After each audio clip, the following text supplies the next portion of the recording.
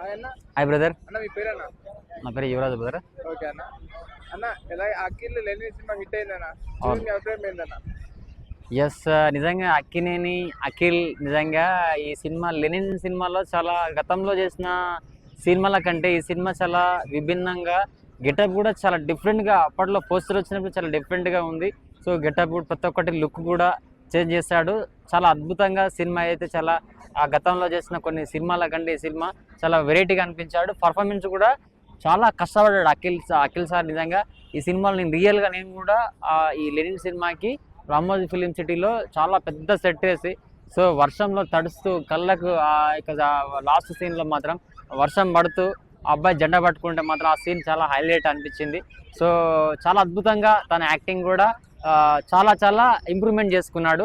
గతంలో చేసిన కొన్ని సినిమాల కంటే ఈ సినిమా చాలా మంచి పేరుని యాక్టింగ్ పరంగా తను చేసినటువంటి కొన్ని సినిమాల పరంగా పోలిస్తే ఇది చాలా బెస్ట్ అనిపించింది.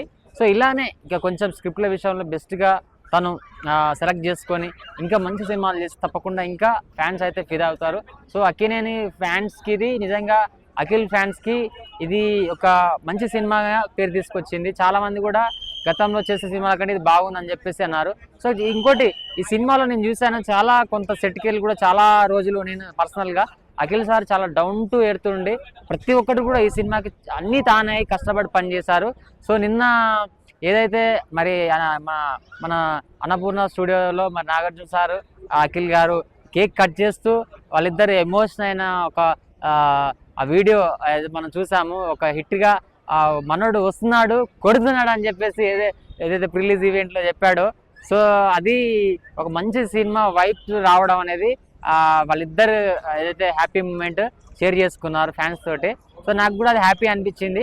ఎందుకంటే అఖిల్ చాలా సంవత్సరాలు 4-5 సంవత్సరాల నుంచి ఒక మంచి ఫిలిం కోసం ట్రై చేస్తున్నాడు కాబట్టి అది యావరేజ్గా ఓకే బాగుంది అనే లెవెల్లో ఒక మంచి నేమ్ రావడం కూడా హ్యాపీ. ఇంకోటి నాకు కూడా చాలా అనిపించింది అంటే చాలా కష్టపడ్డాడు నిజంగా లెనిన్లో అఖిల్ గారు. చాలా హీరో, చాలా కష్టపడి చాలా సీన్స్లో కూడా తన సెట్ విషయంలో కొంతమంది చాలా రకరకాలుగా కామెంట్స్ చేసినా కానీ ఏది పట్టించుకోకుండా, సో ప్రతిదీ కూడా యాక్టింగ్ పరంగా, సో డైలాగ్స్ పరంగా, సో ప్రతిదీ కూడా చేంజెస్ చేసుకుంటూ వచ్చాడు.